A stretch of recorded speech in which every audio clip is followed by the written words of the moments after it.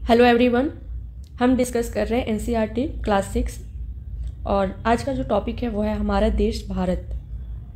तो चलिए स्टार्ट करते हैं। इसके पहले हम आपको बता देना चाहते हैं कि अगर आप यूपीएससी, स्टेट पीसीएस या अदर कॉम्पिटिटिव एग्जाम की तैयारी कर रहे हैं तो उसके पॉइंट ऑफ व्यू से सेशन बहुत ही ज़्यादा इम्पोर्टेंट होने वाला है। तो चलिए स्टार्ट करते हैं। हम भारत के बारे में जानेंगे, हमारे देश भारत के बारे में। भारत एक बहुत बड़े भौगोलिक विस्तार वाला देश है। उत्तर में यह हिमालय के ऊंचे शिखरों से घिरा है, पश्चिम में अरब सागर, पूरब में बंगाल की खाड़ी तथा दक्षिण में हिंद महासागर भारतीय प्रायद्वीप के तटों पर लहराते हैं। तो यहाँ से आपको ये ध्यान में रखना है कि भारत के अगर मैप आपके पास है तो बेटर है कि आप भारत का मैप देखिए और वहाँ से इसको जानने की कोशिश कीजिए कि भारत के उत्तर में क्या है। हिमालय के ऊंचे शिखर हैं, पश्चिम में अरब सागर है, पूरब में बंगाल की खाड़ी है तथा दक्षिण में हिंद महासागर है। भारतीय प्रायद्वीप के तटों पर लहराते हैं। तो प्रायद्वीप मतलब क्या होता है? प्रायद्वीप मतलब होता है स्थल का वह भाग जो तीन तरफ से जल से घिरा होता है। मतलब स्थल, जैसे भारत को देखिए, इस तरीके से भारत का अगर हम देखें तो ये तीन तरफ से भारत जो है वो जल से घिरा हुआ है। एक अरब सागर है, बंगाल की खाड़ी और हिंद महासागर। तो इसको ध्यान में रखना है। भारत का क्षेत्रफल जो है वो 32.8 लाख वर्ग किलोमीटर है। बहुत ही ज़्यादा इंपॉर्टेंट है, एग्जाम में पूछ लिए जाते हैं यहाँ से क्वेश्चन कि भारत का जो क्षेत्रफल है वो कितना है। तो भारत का क्षेत्रफल है 32.8 लाख वर्ग किलोमीटर। उत्तर में कश्मीर से लेकर दक्षिण में कन्याकुमारी तक इसका विस्तार लगभग 3200 किलोमीटर है तथा पूरब में अरुणाचल प्रदेश से लेकर पश्चिम में कच्छ तक इसका विस्तार लगभग 2900 किलोमीटर है। और ये बहुत ही ज़्यादा इंपॉर्टेंट है, इस पॉइंट को आप ध्यान में रखिएगा, एग्जाम में पूछे गए हैं। एग्जाम में कैसे पूछे गए हैं कि भारत की लंबाई जो है वो चौड़ाई से ज़्यादा है या चौड़ाई ज़्यादा है। तो यहाँ हम देखते हैं कि भारत का जो उत्तर से दक्षिण की लंबाई आपको बताया जा रहा है, विस्तार बताया जा रहा है, कितना है? 3200 किलोमीटर। और वहीं अगर हम बात करें कि इसका पूरब से लेकर पश्चिम तक का विस्तार अगर आपसे बताया जा रहा है तो ये कितना है? 2900 किलोमीटर। तो कौन सा ज़्यादा इसका लंबाई? उत्तर से दक्षिण वाली लंबाई ज़्यादा है। तो इसको ध्यान में रखिएगा, एग्जाम में पूछे गए हैं। अगर आप PYQ सॉल्व करते होंगे यूपीएससी का तो आप ध्यान में रखेंगे। ऊंचे ऊंचे पर्वत, भारतीय मरुस्थल, उत्तरी मैदान, असमान पठारी सतह, तटीय भाग तथा द्वीप समूह स्थल रूपों की विभिन्नता को दर्शाते हैं। यहाँ जलवायु, वनस्पति, वन्य जीवों के साथ साथ भाषा एवं संस्कृति में भी बहुत भिन्नता है। ऐसा नहीं है कि भारत का जो केवल स्थल रूप में ही भिन्नता है, जैसे हमने देखा कि पर्वत है, कहीं पठार है, कहीं मैदान है, कहीं तटीय भाग है। इसके अलावा वहाँ की भाषा, संस्कृति, रहन सहन, खान पान सब में डिफरेंस है। क्योंकि हमने लास्ट क्लास में भी शायद देखा था कि जिस तरीके से हमारी स्थलाकृतियाँ चेंज होती है, हमारे रहन सहन के तरीके भी चेंज होते हैं। जैसे पहाड़ी इलाके में रहन सहन का तरीका अलग है, मैदानी क्षेत्र में अलग है, तटीय मैदान में अलग है, खान पान में डिफरेंस होती है। तो ये भी हमें ध्यान में रखना है। इस भिन्नता में भी हम एकता को पाते हैं। यही तो खूबसूरती है भारत की कि इतनी सारी विविधता है भारत में, फिर भी हम एकता मतलब विविधता में भी एकता को हम पाते हैं जो हमारी परंपराओं में दिखती है। यही कारण है कि हम एक राष्ट्र में बंधे हैं। वर्ष 2011 से अब तक भारत की आबादी कितनी है? 120 करोड़ से भी अधिक हो चुकी है। यह चीन के बाद अभी ये पहले का है। अभी ये भारत जो है, भारत पहला नंबर, विश्व में पहला सबसे अधिक जनसंख्या वाला देश है। तो इसको ध्यान में रखिएगा, ठीक है। यहाँ देखिए, क्या आप जानते हैं बड़े देश जिनका विस्तार पूर्व से पश्चिम की ओर बहुत अधिक होता है, वहाँ पूरे देश का मानक समय एक नहीं होता है। मानक समय कैसे ज्ञात करते हैं? हमने पढ़ा था ना, मानक समय देशांतर से, जैसे 1 डिग्री देशांतर के 1 डिग्री घूमने के 1 डिग्री देशांतर के लिए पृथ्वी को कितना टाइम लगता है? 4 मिनट का टाइम लगता है। तो इसको ध्यान में रखना। और इसको कैसे हमने निकाला था? ऐसे निकाला था कि पृथ्वी जब 24 घंटे में अपने अक्ष पे एक चक्कर लगाती है 24 घंटे में, ठीक है, तो 24 घंटे में एक चक्कर पृथ्वी इस तरीके से, तो एक चक्कर इसका कितने डिग्री का होगा? 360 डिग्री का होगा। यहाँ से 360 डिग्री 24 घंटे में पूरा किया। तो एक घंटे में कितनी डिग्री पूरे करेगी पृथ्वी? 1 घंटे में 360 divided by 24 is equal to कितना हो गया?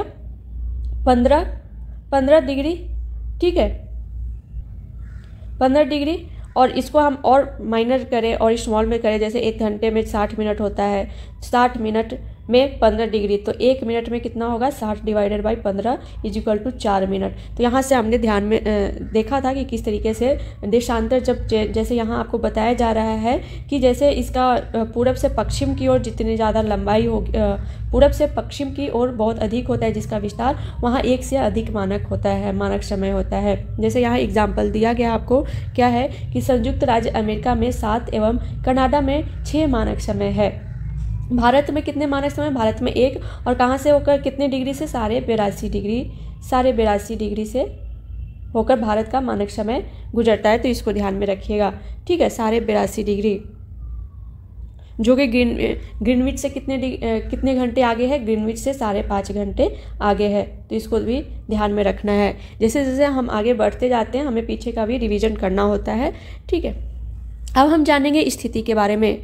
भारत उत्तरी गोलार्ध में स्थित है। हमें पता है कि भारत उत्तरी गोलार्ध में स्थित है। जैसे कि हमने जाना था उत्तरी गोलार्ध क्या होता है, जैसे पृथ्वी ग्लोब पे हमने देखा था कि 0 डिग्री अक्षांश को हम विषुवत वृत्त कहते हैं, भूमध्य रेखा कहते हैं, इक्वेटर कहते हैं। और 23.5 इसके ऊपर में उत्तरी गोलार्ध है, इसके दक्षिण में दक्षिणी गोलार्ध है। और 23.5 डिग्री उत्तरी अक्षांश को हम क्या कहते हैं? 23.5 डिग्री उत्तरी अक्षांश को कर्क रेखा कहते थे, और 23.5 डिग्री दक्षिणी अक्षांश को मकर रेखा कहते हैं। तो भारत जो है वो उत्तरी गोलार्ध में स्थित है, इसको ध्यान में रखना है।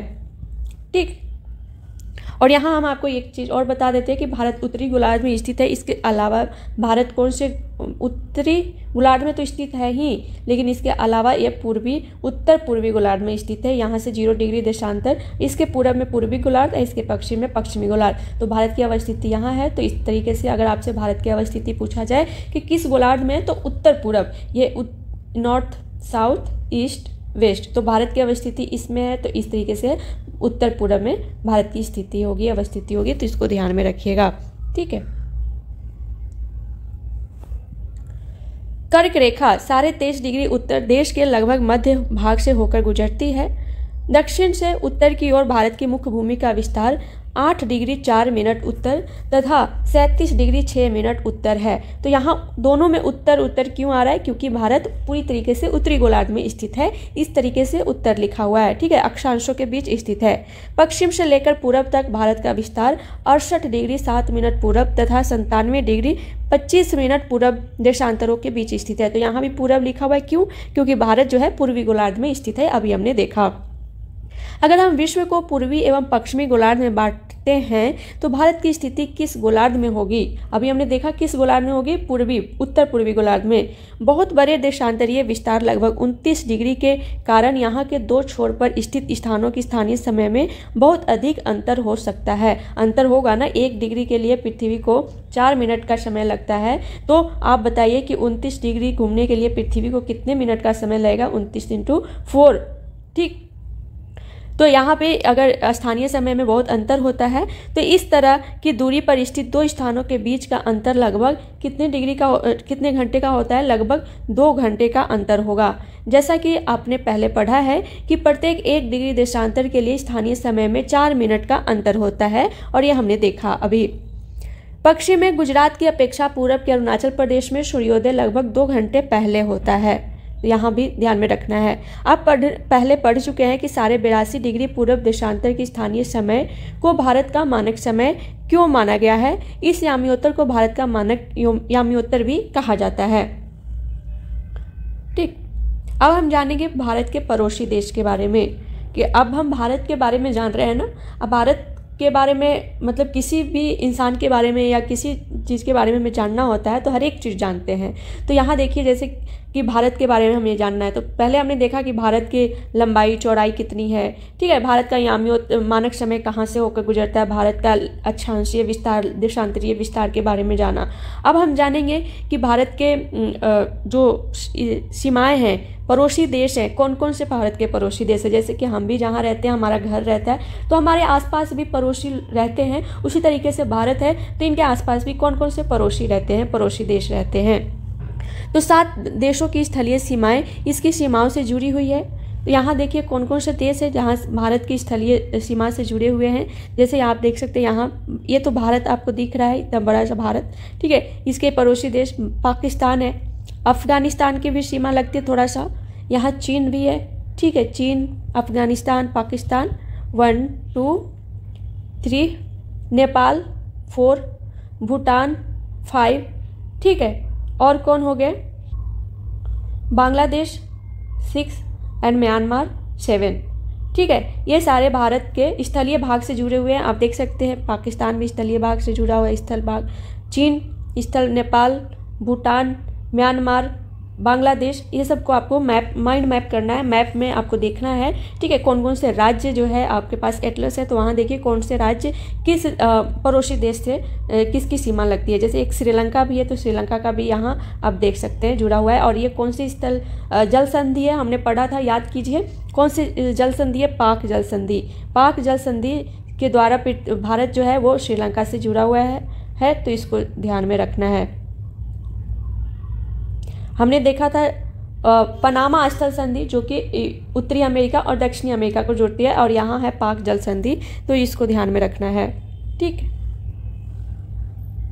यहाँ देखिए भारत की अवस्थिति के बारे में हम देख रहे हैं, तो भारत के अरब सागर यहाँ है, हिंद महासागर, बंगाल की खाड़ी, अंडमान निकोबार है, लक्षद्वीप है, और ये भारत है। यहाँ देखिए भारत की राजनीतिक मैप आपको दिखाया गया है।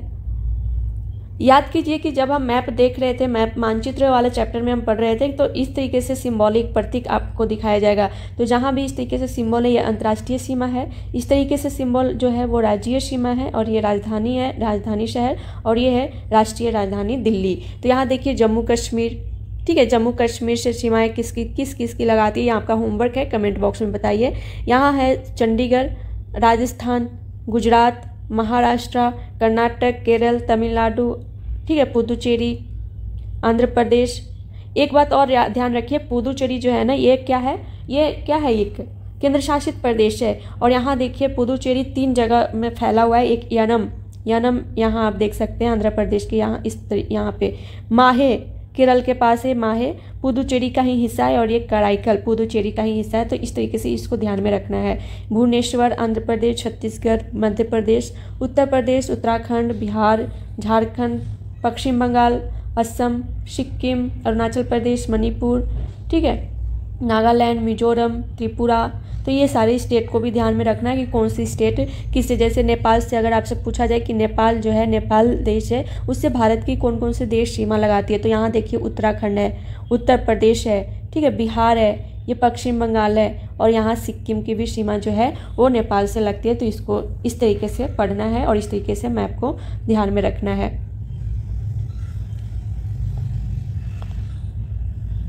आपको यह भी बताना है कि इनमें से कौन से देश हैं जिनकी सीमाएं समुद्र से नहीं जुड़ी है। दक्षिण में समुद्र में स्थित 2 द्वीप श्रीलंका तथा मालदीव हमारे पड़ोसी देश हैं। श्रीलंका और मालदीव हमारे पड़ोसी देश है।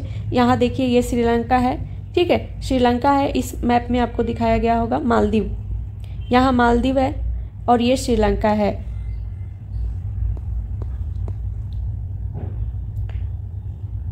जो कि द्वीप स्थित 2 द्वीप हैं, श्रीलंका तथा मालदीव, जो कि हमारे पड़ोसी देश हैं।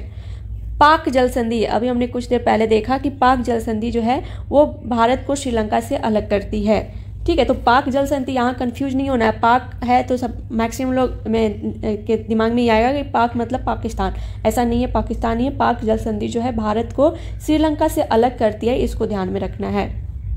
अब हम जानेंगे राजनीतिक एवं प्रशासनिक विभाजन के बारे में।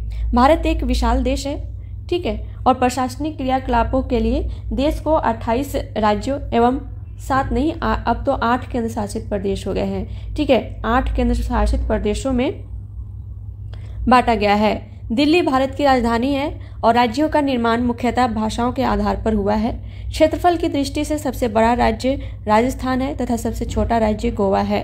राज्यों को जिलों में बांटा गया है। तो यहाँ 8, यहाँ देखिए ध्यान में रखिएगा, ये बड़ा ही कन्फ्यूजन है, पहले 7 था लेकिन अब ये 8 केंद्र शासित प्रदेश हो गए हैं। और ये कौन कौन से केंद्र शासित प्रदेश हैं, जैसे कि एक हुआ था ना जम्मू और कश्मीर को पुनर्गठित करने के बाद भारत में कितने राज्यों की संख्या हो गई थी, ठीक है, कितने राज्यों की संख्या 29 से 28 घटकर हो गई, ठीक है। और केंद्र शासित प्रदेशों की संख्या 7 से 8 बढ़कर हो गए। तो यहाँ देखिए केंद्र शासित प्रदेश कौन कौन से हैं। अंडमान एंड निकोबार द्वीप समूह, सबसे पहले आप द्वीप समूह की बात करें, अंडमान एंड निकोबार द्वीप समूह, ठीक है। उसके बाद फर्स्ट नंबर पे तो ये है, सेकेंड चंडीगढ़ है, चंडीगढ़, ठीक।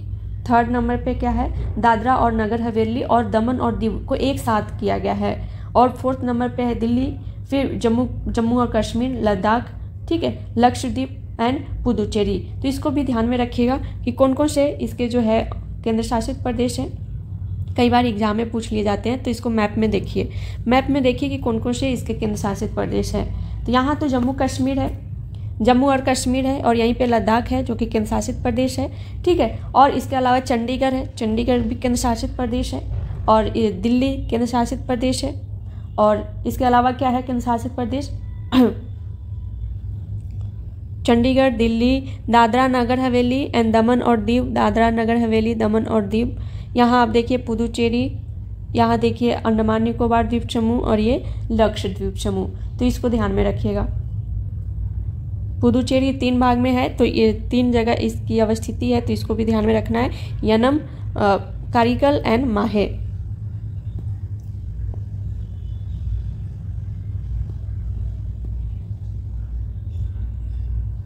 भौतिक विभाजन। भारत में पाई जाने वाली भौतिक आकृतियां विभिन्न प्रकार की हैं, जैसे पर्वत, पठार, मैदान, तट तथा द्वीप समूह। उत्तर में बर्फ से ढका हिमालय संतरी का कार्य करता है, ठीक है। हिम प्लस आलय, हिमालय को अगर हम इस तरीके से लिखें, हिम प्लस आलय का मतलब होता है, हिम मतलब बर्फ एंड आलय मतलब घर, मतलब कि बर्फ का घर। हिमालय पर्वत को 3 मुख्य समानांतर श्रृंखलाओं में बांटा जाता है। सबसे उत्तर में स्थित श्रृंखला को बृहत हिमालय या हिमाद्री कहते हैं। इसी श्रृंखला में विश्व की सबसे ऊंची शिखर है कौन सी शिखर है विश्व की सबसे ऊंची शिखर? आप बताइए, हमने पढ़ा था ना कि कौन सी शिखर सबसे ऊंची शिखर है। विश्व की सबसे ऊंची चोटी कौन सी है? माउंट एवरेस्ट है। माउंट एवरेस्ट विश्व की सबसे ऊंची चोटी है और इसकी ऊंचाई कितनी थी? 8,848 मीटर इसकी ऊंचाई थी, तो इसको ध्यान में रखना है। नेक्स्ट है मध्य हिमालय या हिमाचल, हिमाद्री के दक्षिण में स्थित है। बहुत से लोकप्रिय पहाड़ी स्थान यहाँ स्थित है। 5 पहाड़ी स्थानों के नाम का पता लगाइए, कौन कौन से पहाड़ी स्थान जो है वो हिमाचल या लोकप्रिय मध्य हिमालय में स्थित है। जहाँ भी हम घूमने जाते हैं ना, वो सारे मध्य हिमालय में है। जैसे पर्यटनीय स्थल, अगर आपको पहाड़ों में घूमना पसंद है, कुछ लोग को समुद्र में घूमना पसंद होता है, समुद्र तट पे, ठीक है, और कुछ लोगों को पहाड़ों में घूमना ज़्यादा पसंद होता है। तो जिनको भी पहाड़ों में घूमना पसंद है तो ध्यान में रखिएगा, सब लोग ध्यान में रखिए, लेकिन एक रिलेट कर पाते हैं ना उस तरीके से। तो जैसे मध्य हिमालय में 5 पहाड़ी कौन कौन से? मुख्य रूप से पीर पंजाल, धौलाधर, महाभारत पर्वत श्रृंखलाएँ हैं। इसके अलावा जो मसूरी हम घूमने जाते हैं, मसूरी भी घूमने चले गए। नैनीताल फेवरेट जगह है, नैनीताल, ठीक है। ये सारे किसके पार्ट है? मध्य हिमालय में स्थित है। शिमला, दार्जिलिंग, ये सारे पहाड़ियाँ, शिमला भी बहुत ही लोग घूमना पसंद करते हैं। शिमला, दार्जिलिंग, ये सारे मध्य हिमालय में स्थित है, ठीक है। शिवालिक जो है, शिवालिक सबसे दक्षिण में स्थित श्रृंखला है। यहाँ देखिए, मैप में देखिए, मैप को देखेंगे तो हम अच्छे से समझेंगे। जैसे ये आपको दिखाया गया हिमालय, ठीक है, ये हिमालय है और ये शिवालिक है और ये मध्य हिमालय, बीच में मध्य हिमालय होगा। और हिमालय देखिए, यहाँ से लेकर जो भी हिमालय है यहाँ से लेकर पूरा यहाँ उत्तरी पूरब तक फैला हुआ है इस तरीके से। ये सारे क्या है? हिमालय का ही पार्ट है, ठीक है। ये मेघालय वाले गारो खासी जयंतिया हिमालय का पार्ट नहीं है। ये किसका पार्ट है? ये प्रायद्वीपीय भारत का पार्ट है, तो वो उसको हम बाद में पढ़ेंगे, लेकिन ये सारे हिमालय का ही पार्ट है। उत्तर से पूरब सबको हम अच्छे से और भी आगे क्लास में पढ़ेंगे। हिमालय के दक्षिण में भारत का उत्तरी मैदान स्थित है। यह मैदान समतल तथा सपाट है। यह मैदान सिंधु, गंगा, ब्रह्मपुत्र तथा इनकी सहायक नदियों के द्वारा लाए गए जलोढ़ निक्षेपों से बने हैं। नदियों के ये मैदान कृषि के लिए उपजाऊ भूमि प्रदान करते हैं। यही कारण है कि इन मैदानों में जनसंख्या अधिक है। हमने पहले की भी क्लास में पढ़ चुके हैं कि पहाड़ी क्षेत्र से अगर हम तुलना करें मैदानी क्षेत्र में, तो मैदानी क्षेत्र में पॉपुलेशन ज़्यादा होती है, जनसंख्या ज़्यादा होती है। क्यों? क्योंकि वहाँ की भूमि जो है उपजाऊ ज़्यादा होते हैं, ठीक है। मैदानी क्षेत्र है तो घर बनाने में भी आसानी होती है, कारखाने भी हम लगा सकते हैं, तो एक जीवन आसान हो जाता है मैदानी क्षेत्र में, इसलिए वहाँ क्या है? पॉपुलेशन ज़्यादा होती है। यहाँ देखिए, जलोढ़ निक्षेप मतलब क्या होता है? यह नदियों के द्वारा लाई गई बहुत महीन मिट्टी होती है तथा नदी बेसिन में निक्षेपित कर दी जाती है। मतलब क्या है? मतलब क्या है कि जो नदी है, नदी पहाड़ से ऐसे बह रही है, ऊपर से ओरिजिन है इसका, ठीक है। इसके रास्ते में बहुत सारे चट्टान पत्थर टकराते हैं, तो नदी की तेज धारा जो है ना, तेज धारा इन चट्टानों को कट करके आगे ले जाते हैं, और जो कट करते हैं, चट्टानों को काटते हैं, उसका जो टुकड़ा होता है उसको अपने साथ लेकर जाते हैं। तो अपने साथ तेज धारा के साथ लेकर जाते हैं। जैसे जैसे नदी में जुनून जोश युवावस्था में होती है नदी, तो वो तो सबको लेकर चलो भाई सब मेरे साथ चलो, लेकिन धीरे धीरे सबको अपना एज होने लगता है ना, धीरे धीरे बुढ़ापे की ओर जाने लगते हैं। तो जैसे नदी ओल्ड अवस्था में जाने लगती है तो इनके पास उतना शक्ति नहीं होता है, उतना ज़्यादा तेज धारा नहीं होती है कि सबको अपने साथ लेकर चले। तो जहाँ भी इनको लगता है कि अब हम आगे नहीं ले जा सकते हैं इन जो टुकड़ों को, चट्टान के जो टुकड़े हैं उनको, तो वो उनको वहीं पे जमा कर देते हैं, निक्षेप कर देते हैं। तो यही जलोढ़ निक्षेप यही होता है। और ये जो जमा किया हुआ जो निक्षेपण जो है, चट्टान जो जमा करते हैं महीन महीन, यही क्या हो जाता है, ये बहुत ही ज़्यादा उपजाऊ भूमि होती है, यहाँ खेती बहुत अच्छे से होती है। ठीक है।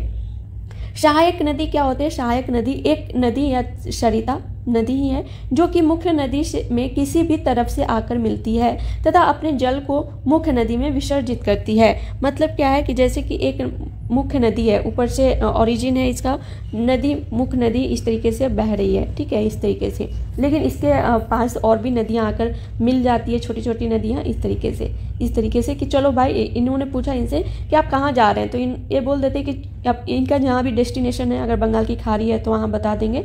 तो ये छोटी छोटी नदियाँ बोलते कि मुझे भी वहाँ जाना है, तो ये बोलते चलो मेरे साथ भी चलो। तो इस तरीके से ये इनकी सहायक नदी हो गए, सब लोग साथ में मिलकर चले जाते हैं अपने डेस्टिनेशन बंगाल की खाड़ी में। ठीक है, या अरब सागर में तो वो एस्चुरी का निर्माण होता है, वहाँ भी हम जानेंगे, हम नदियों के बारे में और भी विस्तार से पढ़ेंगे तो जानेंगे। यहाँ हम अभी बेसिक जानकारी ले लेते हैं। क्या आप जानते हैं गंगा एवं ब्रह्मपुत्र नदियाँ विश्व के सबसे बड़े डेल्टा का निर्माण करती हैं? बहुत ही ज़्यादा इंपॉर्टेंट है, आपके एग्जाम में पूछे जाते हैं कि गंगा एवं ब्रह्मपुत्र नदियाँ जो है वो विश्व के सबसे बड़े डेल्टा का निर्माण करती है, जिसे सुंदरबन डेल्टा कहा जाता है। इस डेल्टा की आकृति त्रिभुजाकार है। डेल्टा स्थल का वह भाग है जो नदी के मुहाने पर बनता है। जहाँ नदियाँ समुद्र में प्रवेश करती हैं उस जगह को नदी का मुहाना कहा जाता है। तो यहाँ अब हम जाने कि डेल्टा क्या होता है, आखिर ये डेल्टा क्या है। तो जैसे अभी हमने देखा कि जो नदियाँ हैं अपने साथ चट्टान लेकर आती है, जो चट्टानों को काट कर अपने साथ उनके अवसाद को लेकर इस तरीके से बहती है, और जैसे ही ये नदी में मिलने के पहले समुद्र में मिल जाती है ना नदियाँ, जैसे कि हर कोई, देखिए जीवन की यही सच्चाई है कि जो भी जन्म लिया है एक दिन उनको कहीं ना कहीं विलीन होना है। जैसे कि इंसान तो इंसान जन्म लेता है, ठीक है, धीरे धीरे बालक होता है, फिर बड़ा होता है, युवा अवस्था में होता है, और फिर धीरे धीरे वो बुढ़ापे की ओर जाता है और फिर उसकी मृत्यु हो जाती है। उसी तरीके से नदी भी है, नदी का ओरिजिन होता है, ठीक है, ओरिजिन हुआ और फिर ये युवा अवस्था में होता है, अपने तेज धारा के साथ चट्टान को भी काटते हुए, मतलब युवा अवस्था में हर किसी के पास जोश जुनून जज्बा होता है, ठीक है, जो भी रास्ते में आए सबको टकराओ, और फिर बुढ़ापे में जाकर उनके पास क्या रहता है, फिर वो बुढ़ापे में चले जाते हैं, उनके पास ज़्यादा शक्ति नहीं होती है। तो जो भी वो अपने साथ जितनी भी कमाई करके आए हैं, जैसे इंसान भी है पूरी जवानी कमाई करता है, अपना अर्निंग करते हैं, जो भी घर बनाना है, ठीक है, प्रॉपर्टी बनाना है, जॉब करना है, जो भी करते हैं वो अपना करते हैं, लेकिन बुढ़ापे में मृत्यु होने के पहले वो सब कुछ तो रख कर जाते हैं। उसी तरीके से नदी भी है, युवा अवस्था में अपने साथ जो भी चट्टानें अवसादें लेकर आती हैं, ये समुद्र में मिलने से पहले इनका जो ओरिजिन और समुद्र में मिलने से पहले ये क्या करते हैं, समुद्र में मिलने से पहले ये इन अवसादों को जमा कर देते हैं, इस तरीके से एक जगह निक्षेप कर देते हैं, जमा कर देते हैं, इनको समुद्र में नहीं लेकर जाते हैं, यहाँ पे जमा कर देते हैं, क्योंकि ये इनका ओल्ड स्टेज होता है, बूढ़े वाले स्टेज होता है, उनके पास उतनी तेज धारा नहीं होती है कि सबको अपने साथ बहा कर ले जाए। तो यहाँ ये जमा कर देते हैं और इसी को डेल्टा कहते हैं, और यही त्रिभुजाकार डेल्टा यहाँ निर्माण होता है, सुंदरबन डेल्टा इसी को कहते हैं। ये गंगा एवं ब्रह्मपुत्र नदी से बना हुआ है ये डेल्टा, ठीक है, तो इसको ध्यान में रखिएगा, और ये बहुत ही ज़्यादा उपजाऊ भी होता है।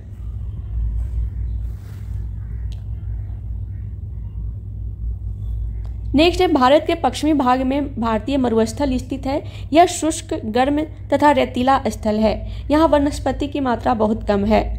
उत्तरी मैदानों के दक्षिण में प्रायद्वीपीय पठार स्थित है। इसकी आकृति त्रिभुजाकार है। इसका धरातल काफी ऊंचा नीचा है। इस क्षेत्र में बहुत सी पहाड़ी श्रृंखलाएं तथा घाटियां स्थित है। इसके उत्तर पश्चिम में अरावली श्रृंखला स्थित है, जो विश्व की सबसे पुरानी श्रृंखला है। विंध्य एवं सतपुरा भी महत्वपूर्ण श्रृंखलाएं हैं, ठीक है। इन श्रृंखलाओं से होकर नर्मदा तथा तापी नदियां बहती हैं। ये पश्चिम की तरफ बहने वाली नदियां हैं, तो इसको भी ध्यान में रखिएगा, एग्जाम में पूछ लिए जाते हैं कि निम्नलिखित में से कौन सी नदी है जो कि पश्चिम की ओर बहती है। तो यहाँ ध्यान में रखना है, नर्मदा तथा तापी नदी पश्चिम में बहती है। जो अरब सागर में गिरती है। मैक्सिमम नदियाँ जो है बंगाल की खाड़ी में गिरती है, लेकिन नर्मदा एंड तापी जो है अरब सागर में गिरती है। इस पठार के पश्चिमी घाट या सह्याद्री है तथा पूरब में पूर्वी घाट स्थित है। पश्चिमी घाट का विस्तार एक समान रूप में है, जबकि पूर्वी घाट बीच बीच में टूटा हुआ तथा असमान है। आपके एग्जाम में पूछ लिया जाता है कि पश्चिमी घाट और पूर्वी घाट में क्या अंतर है, क्या डिफरेंस है। तो यहाँ एक अंतर इसको भी ध्यान में रखना है कि जो पश्चिमी घाट है एक समान है, इसका विस्तार एक समान है, लेकिन पूर्वी घाट जो है वो बीच में टूटा हुआ है और असमान है। इस पठार में खनिजों जैसे कोयला एवं लौह अयस्क की प्रचुरता है, तो इसको ध्यान में रखिएगा। पश्चिमी घाट के पश्चिम में तथा पूर्वी घाट के पूरब में तटीय मैदान स्थित है। पश्चिमी तटीय मैदान काफ़ी संकरे हैं, ये भी एक अंतर है कि पश्चिमी घाट जो है वो समान रूप से और पश्चिमी तटीय मैदान काफ़ी संकरे हैं ये, और पूर्वी तटीय मैदान जो है वो अपेक्षाकृत चौड़े हैं। ये भी आपके एग्जाम में पूछे जाते हैं, मेंस में पूछे जाएंगे कि पश्चिमी तटीय मैदान, या फिर प्रीलिम्स में पूछे जाएंगे, कथन बेस्ड क्वेश्चन दे दिए जाते हैं, और मेंस में पूछे जाएंगे कि पश्चिमी तटीय मैदान संकरे क्यों है पूर्वी तटीय मैदान की अपेक्षा। तो ये सब भी हमें ध्यान में रखना है, आगे हम और भी अच्छे से इसके बारे में पढ़ेंगे। वहाँ पूरब की ओर बहने वाली कई नदियाँ हैं, महानदी, गोदावरी, कृष्णा तथा कावेरी, जो कि बंगाल की खाड़ी में गिरती है। ये नदियाँ अपने मुहाने पर उपजाऊ डेल्टा का निर्माण करती हैं।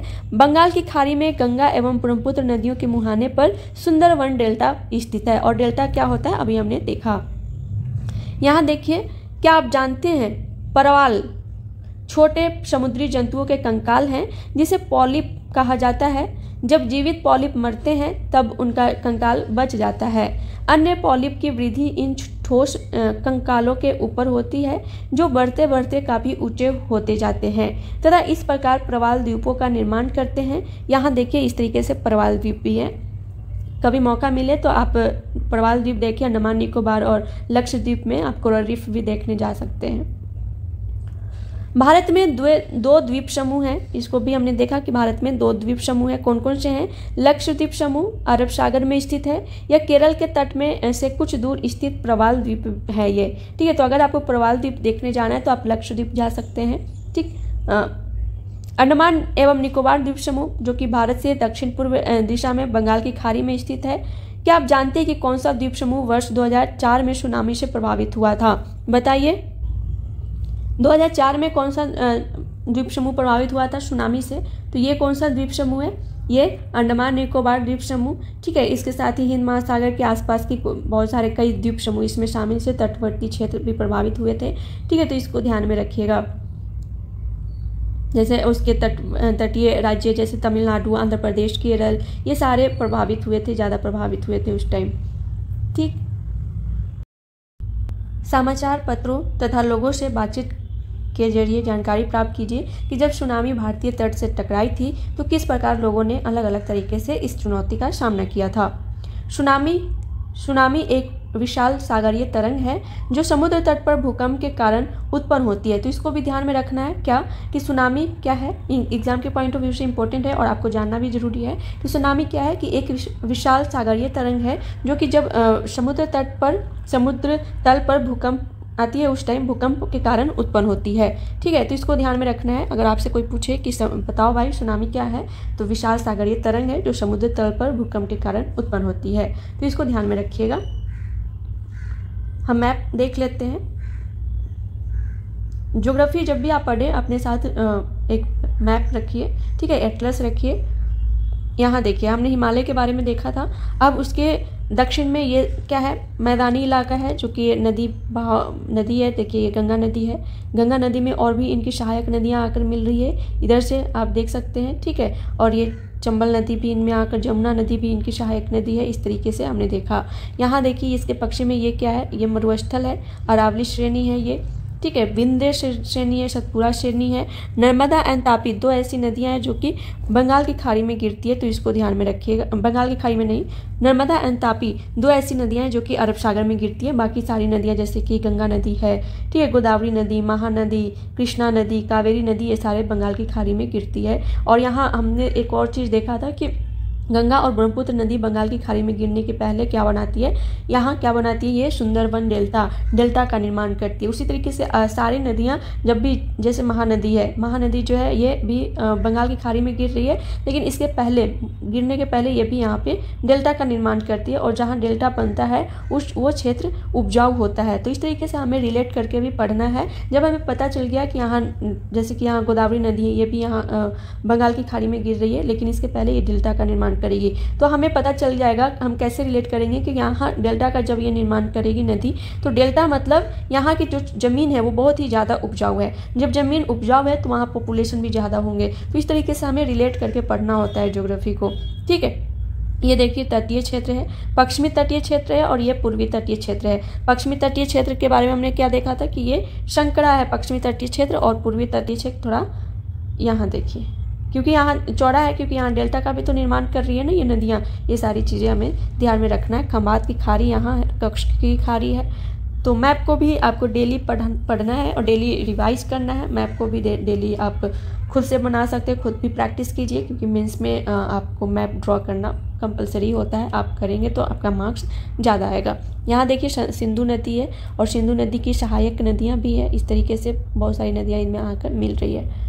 ठीक है, ब्रह्मपुत्र नदी का ओरिजिन यहाँ से है, और ये इस तरीके से यहाँ आकर गंगा में मिलती है, फिर ये कहाँ, बंगाल की खाड़ी में गिर जाती है।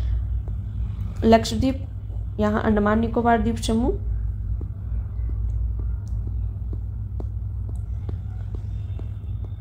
तो इस तरीके से आज का चैप्टर जो है वो कंप्लीट होता है। यहाँ देखिए ये सुनामी इस तरीके से आता है, सुनामी। ठीक है,